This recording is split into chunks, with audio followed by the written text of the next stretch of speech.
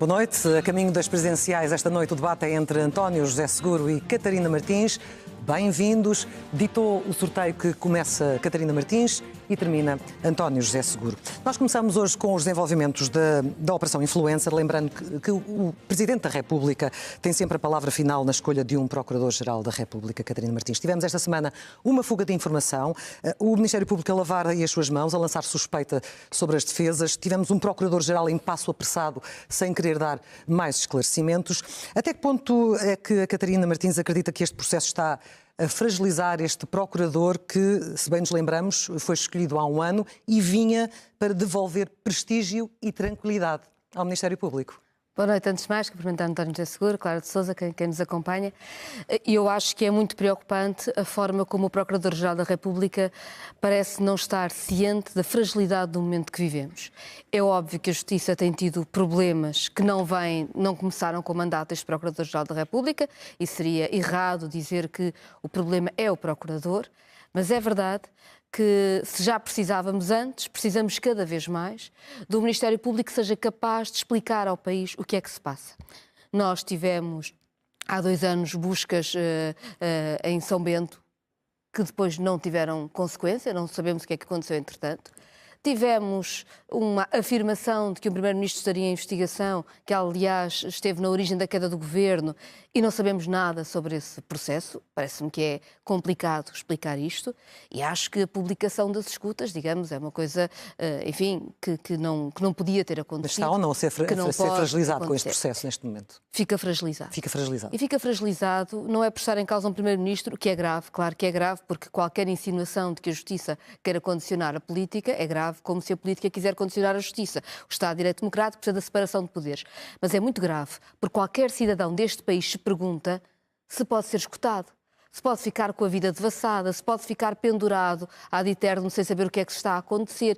E esse sentimento de ter medo da Justiça é um sentimento que a democracia não pode ter, que não convive com a democracia. A mesma pergunta para o António José Seguro, perguntando também se considera que este procurador está também a ser mais fragilizado com este processo da Operação Influencer e se exige a um procurador uma maior capacidade de comunicação e transparência. Bem, em primeiro lugar, boa noite à Clara de Sousa, à Catarina Martins e aos nossos telespectadores. Há perguntas que em democracia têm que ter respostas.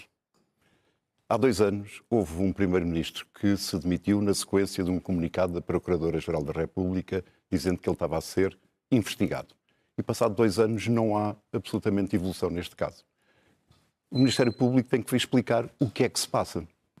Eu não quero acelerar nem condicionar aquilo que são os tempos da Justiça.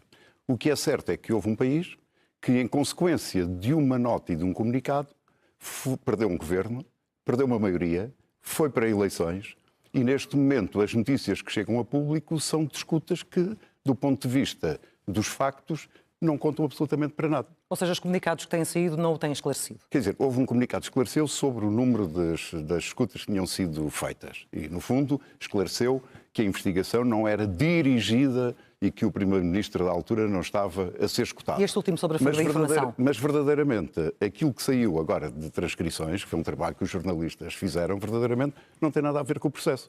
E, portanto, o que o país precisa de saber é como é que é possível que nós tenhamos entrado numa crise política através de um comunicado que veio da Procuradoria-Geral da República. Até ao momento parece que não houve evolução absolutamente nenhuma. Temos um procurador fragilizado ou não, António José Seguro? Temos uma justiça fragilizada. Eu não queria focar no procurador, quero focar na justiça, porque a justiça tem que ser rápida, tem que se aplicar a todos. Não pode ficar a ideia de que há uma justiça para ricos e uma justiça para pobres, mas verdadeiramente ela, quando toma a iniciativa de fazer uma investigação, depois também tem que ser célere para dar respostas e para que haja uma paz entre aquilo que é a confiança que deve existir dos portugueses em relação às instituições de justiça. Entretanto, o mandato do Procurador, como sabemos, é de 6 anos. Nada impede também a sua recondução. Alguns consideram que isso assegura a estabilidade.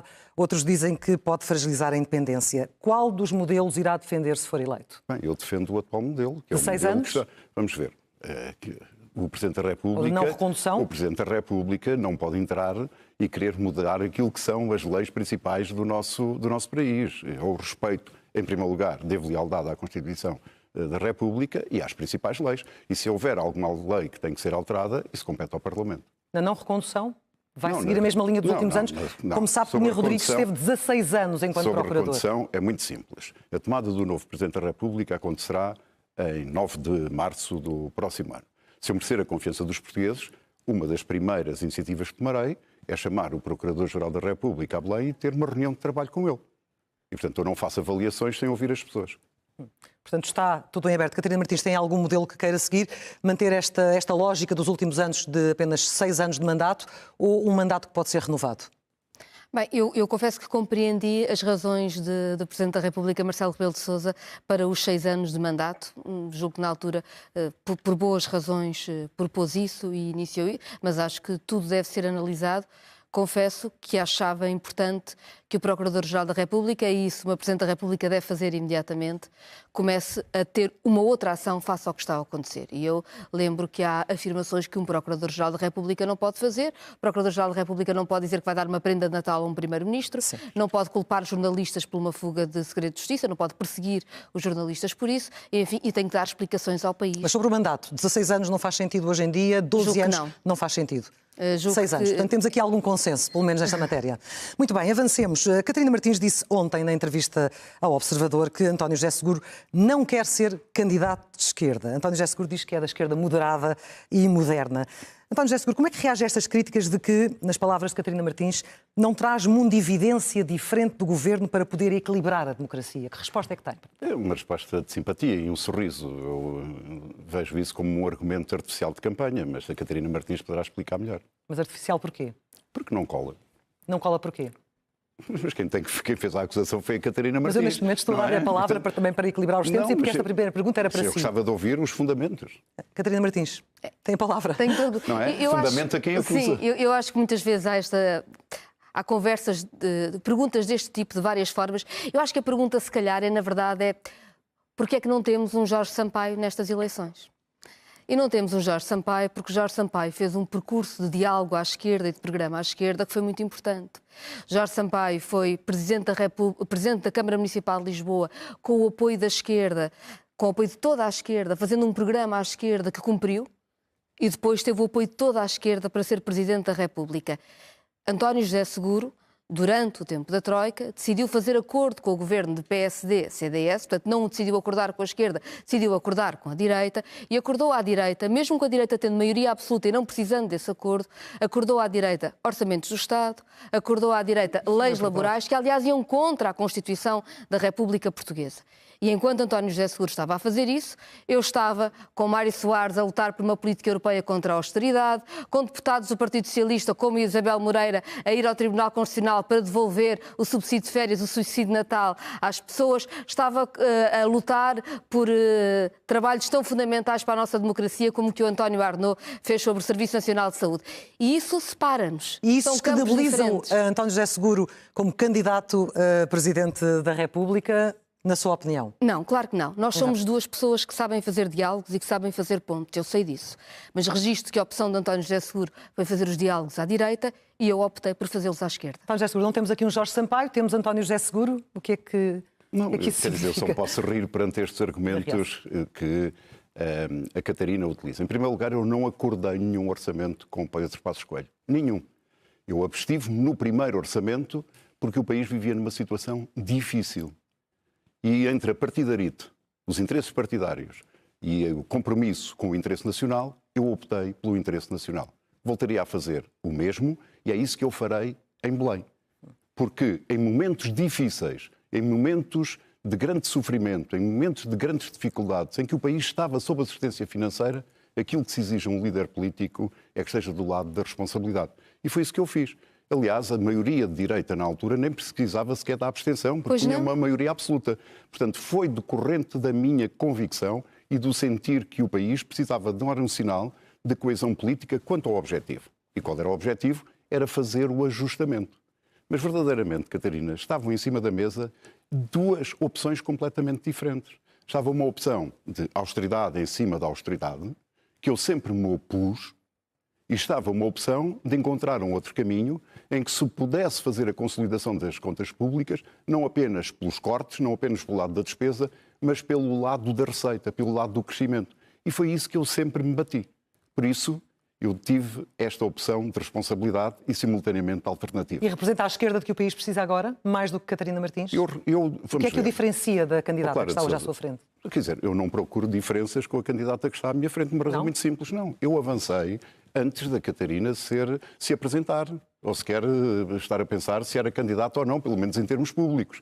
Portanto, eu criei uma convicção de que posso ser útil ao meu país. O meu país precisa de um equilíbrio político e eu considero que sou a pessoa do centro-esquerda que está em melhores condições de oferecer esse equilíbrio político. Porque já reparou, nós temos uma hegemonia da direita no que diz respeito às câmaras municipais, às juntas de freguesia, aos governos regionais da Madeira e dos Açores, ao Parlamento. As opções que têm sido feitas, neste momento, têm sido feitas precisamente à direita, quer em termos da lei da nacionalidade, quer da lei dos imigrantes. E nós precisamos de ter um sistema político equilibrado. Mas precisamos ter uma pessoa moderada, uma pessoa que vem da esquerda, mas que seja capaz de dialogar com todos os setores da sociedade. Quando diz que precisamos de uma pessoa moderada, está a dizer que Catarina Martins não é moderada? Não, mas eu não faço nenhuma diferenciação com a Catarina Martins. Estou a dizer o que é que eu trago, o que é que eu ofereço para o meu país, o que é que eu posso fazer de diferente do Presidente da República. Quando fala de Jorge Sampaio, quando fala de Mário Soares, está no fundo a dizer aos eleitores do PS que têm uma candidata à esquerda melhor do que o próprio candidato apoiado pelo partido?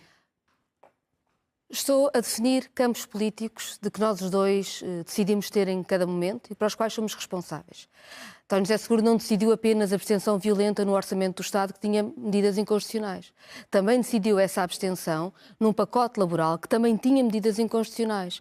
E quando, por exemplo, uma deputada como Isabel Moreira decidiu votar contra esse pacote laboral, quis ter um processo contra essa deputada, embora ela nem sequer fosse militante do Partido Socialista na altura, que depois recuou. Mas mais do que isso, e que mais me preocupa... Isso não é verdade. Portanto, faz favor de retirar essa acusação, porque isso não é verdade. Isso está registado na imprensa da época. Isso não é verdade. Já terá a oportunidade de rebater? Mas está registado na imprensa da época. Mas queria dizer o seguinte, para mim o que eu acho que é mais relevante hoje, nós estamos a discutir o dia de hoje e estamos a discutir o papel do Presidente da República, é a visão da Constituição da República Portuguesa. Porque na altura eu achei, e de uma primeira vez com deputados do Partido Socialista, na altura foi assim, que era importante ir ao Tribunal Constitucional. E o Partido Socialista, sob a direção de António José Seguro, achou que não se devia ir ao Tribunal Constitucional, que isso era errado. E a verdade é que o Tribunal Constitucional nos deu razão. E, portanto, é preciso compreender que, face a imposições externas contra o nosso país, que estavam a cortar salário, a cortar pensão, a dificultar a vida das pessoas, António José Seguro achou que se podia ir mesmo contra a Constituição.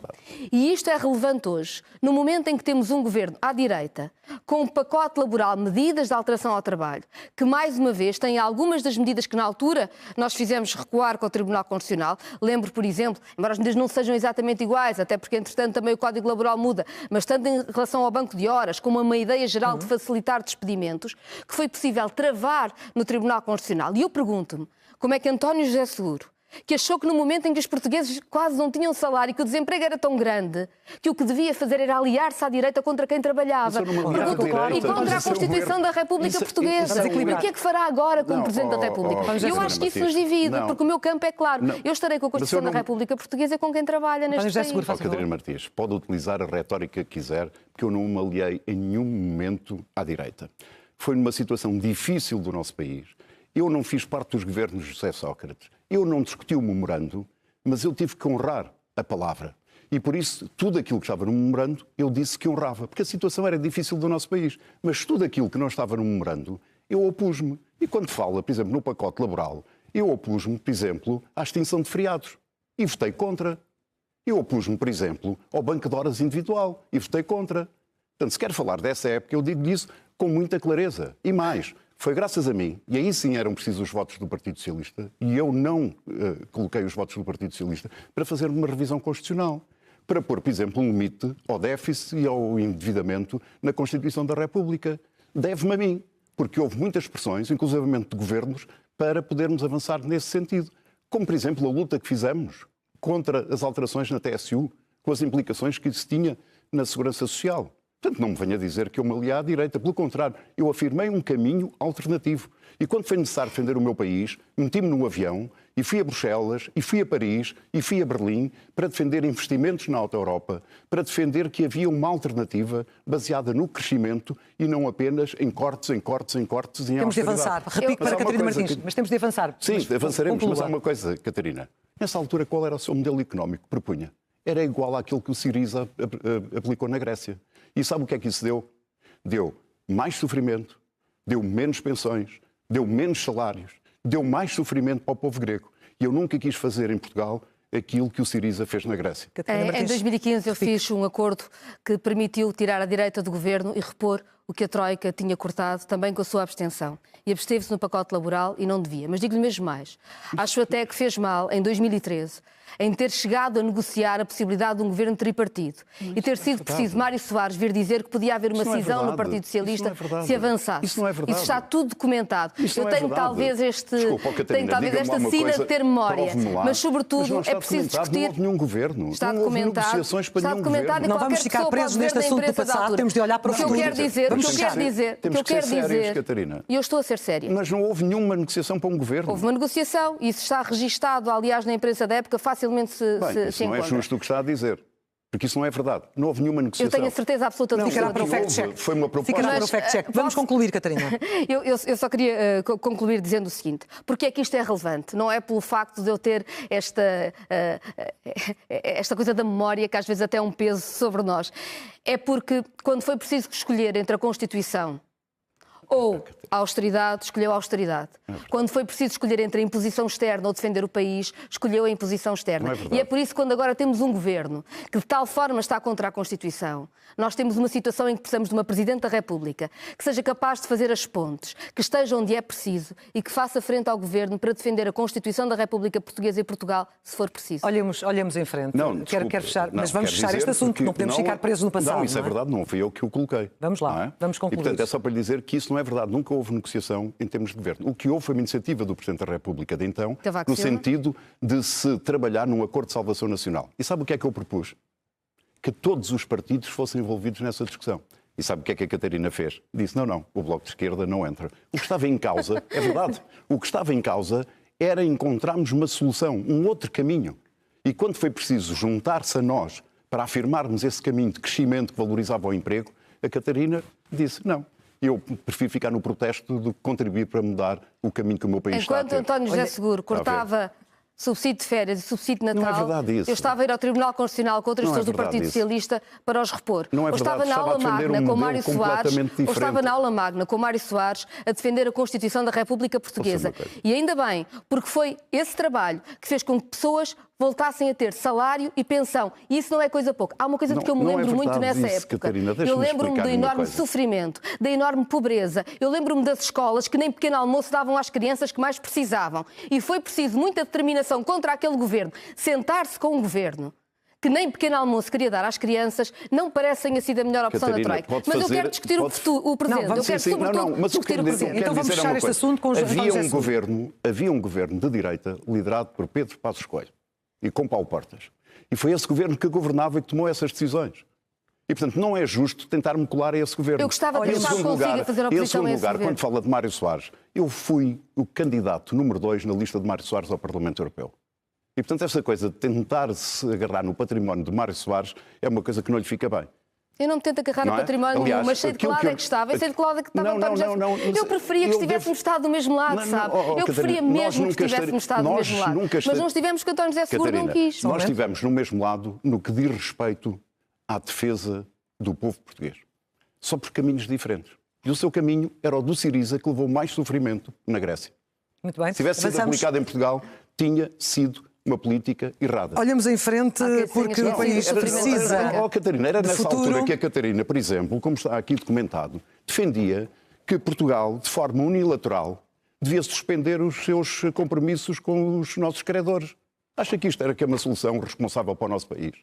Repare, nós precisávamos de resolver o problema da dívida pública. E houve em toda a Europa um enorme movimento para alterar a forma como a dívida é olhada, para defender precisamente os países da periferia do euro que mais sofreram com a crise financeira. Digo-lhe uma coisa, quem lutou por essa mudança, por exemplo, preveniu que quando chegássemos ao Covid não tivéssemos o mesmo resultado que teve na crise financeira. Catarina, Quem esteve do lado, não foi quem a esteve Catarina do que lado fez de deixar isso. os países A Catarina sozinhos... votou contra o tratado orçamental. E os socialistas europeus também. É preciso chamar-lhe a atenção Os socialistas que europeus também. num momento em que Portugal precisava de reforçar a nossa credibilidade, de se comprometer com a consolidação das contas públicas e com a disciplina, eu votei a favor, tive essa coragem, porque mais uma vez era a defesa do interesse nacional que estava em causa. E a Catarina votou contra. E se alguém faltou à esquerda, devo dizer, foi precisamente quando, no penúltimo governo de António Costa, o Bloco de Esquerda votou contra 2 orçamentos. Muito bem, temos de avançar. Nós temos de avançar. Catarina Martins, vamos fechar. Nós cruzámos no momento em que decidiu acordar à direita. Eu acordei à esquerda e repus os cortes e pus os recortes, os cortes isso já ficou foram feitos de salários, de pensões. Defendi quem trabalha. Devo dizer uma coisa. O período entre 2015 e 2019 foi muito difícil. Mas o que estava acordado foi cumprido. Repusemos o que a Troika tinha cortado. E digo-lhe uma coisa, a União Europeia ameaçou esse governo de sanções. E eu gostava de o ter ouvido a defender esse governo e nunca ouvi. Catarina Martins, nunca ouvi defender com tanta dificuldade de defender este país. Eu percebo que esteja muito interessante, mas vamos olhar para a frente. E 2022 foi já chega de falar do passado, senão é um debate a falar do passado. Catarina Martins, Portugal é hoje o segundo país mais envelhecido da União Europeia. Penso que o quarto mais envelhecido do mundo são números de facto muito negativos. É o terceiro com menor proporção de jovens, ou seja, há cada vez menos pessoas em idade ativa para garantir uma economia que sustenta o sistema de pensões, o SNS e também maior proteção social. A Catarina tem defendido um reforço de todas estas áreas. A minha pergunta é muito simples. Como é que consegue garantir estes objetivos, nomeadamente com o poder de influência do próprio Presidente da República, num país com este desequilíbrio demográfico, e quem é que está, de facto, disposto a ser penalizado para pagar esta fatura? Eu proponho que nós não escolhamos quem temos de penalizar e, pelo contrário, olhemos para o país e para a força que temos e para aquilo que somos capazes de fazer. Repare, nós estamos a viver um momento de uma enorme revolução tecnológica que permite aumentar muito a produtividade. E nós precisamos perceber ao serviço de quem é que essa produtividade vai ficar. Se aceitarmos a ideia do Governo de fragilizar mais quem trabalha, de cortar mais nos salários, de impor mais horas de trabalho, já sabemos que esta produtividade que nos permite esta revolução tecnológica vai ficar nas mãos de uns poucos e Portugal vai ter uma economia de baixos salários. É um erro. Mas, pelo contrário, nós tivermos uma estratégia pública de investimento nas áreas da tecnologia, da qualificação, Portugal tem a dimensão e a capacidade de ter uma economia que produz muito mais. E se o fizermos, os nossos jovens vão querer estar em Portugal e podem cá ter família, porque reforçamos também os serviços que nos servem a todos. Os serviços públicos com melhores salários também. Isto é possível. Está a dizer que esta revolução tecnológica que está em curso, acelerada, vai resolver este inverno demográfico que estamos a viver? Não, o que eu estou a dizer é que nós estamos a viver uma revolução tecnológica que não vai permitir resolver o inverno demográfico do dia para a noite, mas permite produzir muito mais.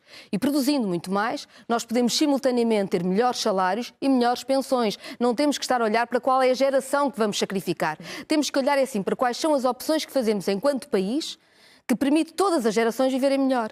Porque nós vivemos neste momento num momento de grande desigualdade, muita concentração de riqueza. Porque não discutimos como é que estamos a distribuir a produtividade da riqueza extraordinária que esta revolução é capaz de produzir. Se discutirmos isso e distribuirmos melhor, seguramente não temos que pôr as gerações uma contra as outras ou escolher. Podemos ter melhor vida para toda a gente. António José Seguro, que prioridade é que dará enquanto Presidente a este problema do envelhecimento do país? Que mudanças concretas defenderia enquanto Presidente junto do Governo? Bem, em primeiro lugar, eu terei em cada ano, se merecer a confiança dos portugueses, uma causa. A primeira das causas no primeiro ano é um pacto, uma aliança, para promovermos o acesso à saúde por parte de todos os portugueses, independentemente do local onde residam e do dinheiro que têm no bolso. Nós precisamos de saúde a tempo e horas. E no segundo ano, disse-lhe aliás aqui numa entrevista, Clara de Sousa, é precisamente a questão da demografia. Nós temos 2 problemas. Temos um problema que é um envelhecimento e cada vez mais pessoas vivem mais anos. Isso é bom, mas cria obviamente uma pressão sobre um conjunto de serviços, e temos, pelo contrário, uma pirâmide pouco rejuvenescida. Temos cada vez menos jovens. Aquilo é que se chama o duplo envelhecimento. Quando nós olhamos para a taxa de natalidade, vimos uma quebra, mas também na taxa de fecundidade tem havido aqui uma constância em relação a isso. Quer dizer que nós também não podemos obrigar as mulheres a terem mais filhos. Portanto, esta questão obriga-nos a olhar para a economia, para que temos uma economia de alto perfil, uma economia não baseada em baixos salários, mas na qualificação e na inovação, e que seja uma economia que precise de menos mão de obra intensiva. E, portanto, uma economia mais tecnológica. Portanto, estes 2 planos têm que agir no sentido de haver aqui um complemento e termos uma sociedade em que as pessoas vivam melhor, vivam mais felizes e, sobretudo, tenham salários mais elevados. E isso é importante para quê? Para fixar os jovens. Também, exatamente, eu ia lançar precisamente a questão dos jovens, mas porque quando apresentou os seus candidatos para a juventude, insistiu na ideia de esperança, de que a juventude está no centro do futuro seguro, é o seu slogan para esta campanha. O que é que esse futuro seguro significa para quem tem 25 a 30 anos, olha para o salário, olha para a renda que tem que pagar, olha para as despesas todas ao fim do mês e só vê dificuldades? É verdade. Hoje o futuro para esta geração de jovens é um caminho estreito e muitas das vezes é um beco. E muitas das vezes a saída é apenas emigrar, e quando eles são necessários cá fora, pelas razões demográficas que nós vimos, mas também para eles poderem realizar-se na terra que os formou. O Estado e as famílias fazem um esforço enorme para que eles tenham alta capacitação, para que tenham boas competências e depois eles não as podem utilizar no nosso país.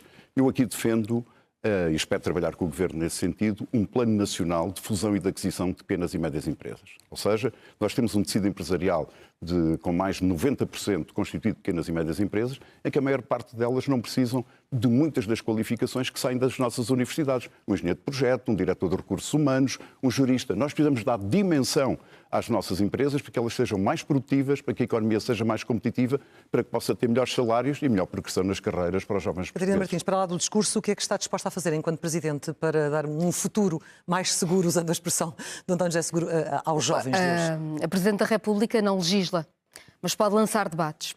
Eu estou absolutamente convencida que a revolução tecnológica que nós estamos a viver, a par da enorme crise climática que estamos a viver, nos diz que este é o momento em que Portugal pode apostar e deve ter uma estratégia pública que liga à inovação, e nós temos universidades e institutos públicos a fazerem uma inovação extraordinária à capacidade produtiva e da economia.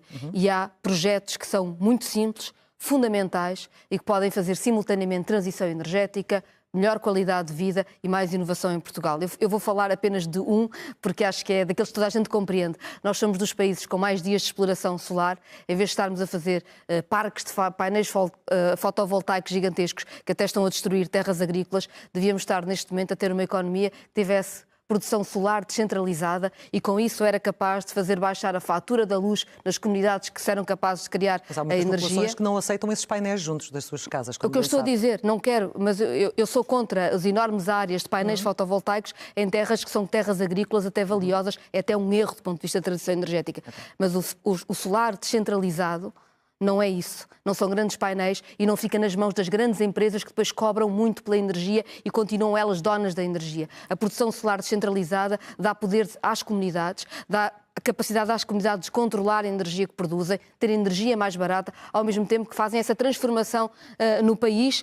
E, digo eu, este é só um dos exemplos do tanto em que nós podemos juntar a inovação que já existe em Portugal nas universidades públicas no que é feito e podemos juntá-la à economia, a setores económicos, de uma forma que é a transição justa. Não é para umas grandes empresas virem cá a ganhar muito e deixarem tudo destruído, é sim para as comunidades ganharem poder sobre a sua própria vida. Olhamos agora para algo em que o Presidente tem um papel decisivo, que é o lugar de Portugal na NATO. Eu queria fazer uma abordagem diferente, porque este é um tema que tem sido muito utilizado nos debates. A Catarina Martins há muito que é contra a NATO, defende a saída de Portugal da organização e baseia-se no artigo 7º da Constituição, que defende a dissolução dos blocos político-militares. Falou disso, mas nunca aprofundou. Ora, desde 76, nunca nenhum Presidente considerou que fazer parte da NATO estava a incumprir a Constituição. Nenhuma revisão constitucional colocou isso em causa. Por que é que haveria de dar importância a este assunto agora?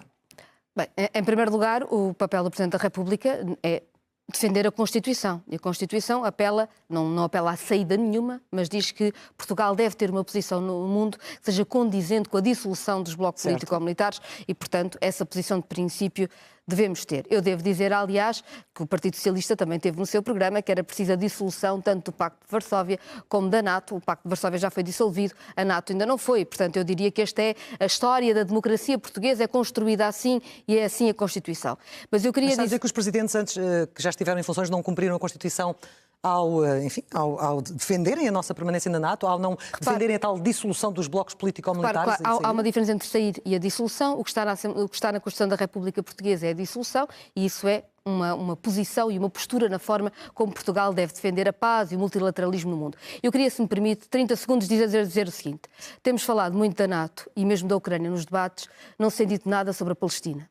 E desde o anúncio do cessar-fogo já foram assassinadas em Gaza mais de 360 pessoas. Acho que hoje mesmo foi uma mulher com 70 anos e o seu filho, e ao mesmo tempo temos na Cisjordânia os ataques a aumentarem. E eu acho que nestes debates nós temos de falar do que se está a passar em Gaza e na Palestina, porque aí há uma ação determinante que pode ser tida já, tanto a nível nacional como a nível europeu. A nível nacional, o Governo decidiu reconhecer o Estado da Palestina, mas a verdade é que Portugal continua a importar bens de Israel. E, portanto, nós continuamos a ser parte de quem está a financiar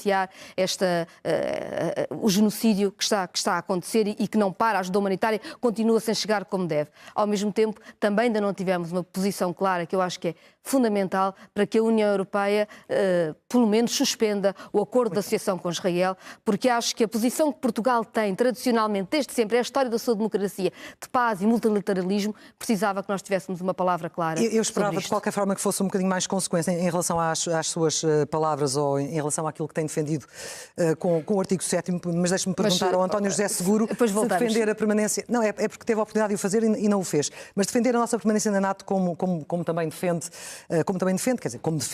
entra em choque com a Constituição que, enquanto Presidente, jura defender? Não, pelo contrário. Serei leal à Constituição e serei leal à necessidade de nós continuarmos como membros da NATO para afirmarmos e para nos defendermos e para garantirmos a nossa segurança. Aliás, seguirei aquilo que o Presidente Mário Soares fez, aquilo que o Presidente Jorge Sampaio fez, no sentido de defender a Constituição e de afirmar esta aliança que existe entre os Estados europeus e os Estados do outro lado do Atlântico. Mas em algum momento vê ali um choque entre um e outro? Não vejo choque. Quer dizer, a NATO é uma aliança... A dissolução dos tais blocos político-militares. Não, vamos ver. A NATO é uma aliança defensiva. E essa aliança hoje tornou-se mais evidente perante aquilo que é a invasão da Ucrânia por parte da Rússia. Nós temos uma guerra na Europa. E aquilo que eu defendo é que a Europa deve aumentar a sua autonomia estratégica em matéria de defesa e de segurança, mas não deve nunca sair da NATO e nem muito menos defendo a extinção da NATO, ao contrário do que defende a Catarina Martins. Aqui temos uma divergência até porque vai ser a última oportunidade de falar e a palavra final será para António José Seguro. Então, muito brevemente, duas notas. A primeira nota sobre a NATO.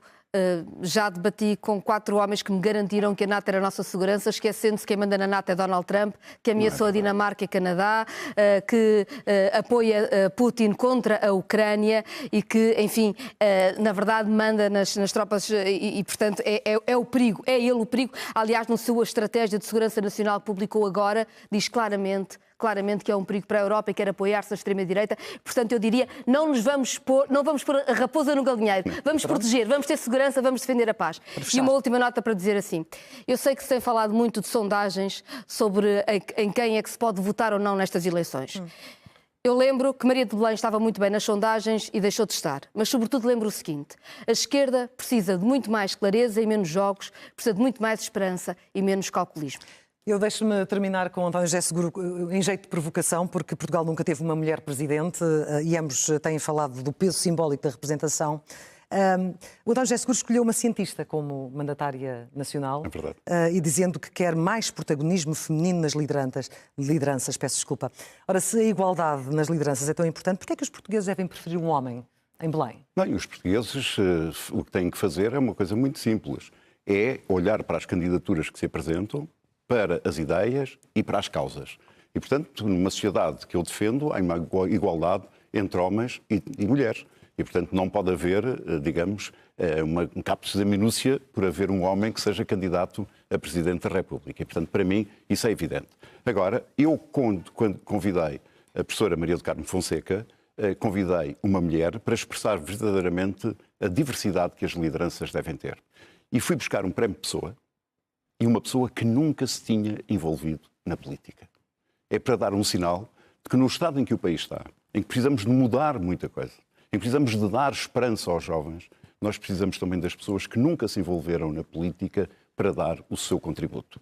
E é isso que eu espero fazer como Presidente da República. Ser um Presidente agregador, um Presidente de diálogo, um Presidente inspirador. E para isso eu preciso de estar na segunda volta. E para estar na segunda volta é preciso que haja uma convergência de votos na minha candidatura. O que é que seria acordarmos no dia 19 de janeiro e para as pessoas não terem votado no Seguro, haver apenas 2 candidatos de direita na segunda volta? É este apelo que eu faço aos portugueses. António José Seguro, Catarina Martins, muito obrigada, muito boa noite. O próximo debate na SIC e SIC Notícias será na próxima terça-feira, 9 de dezembro, às 9 da noite. Coloca frente a frente Henrique Gouveia Melo e António José Seguro.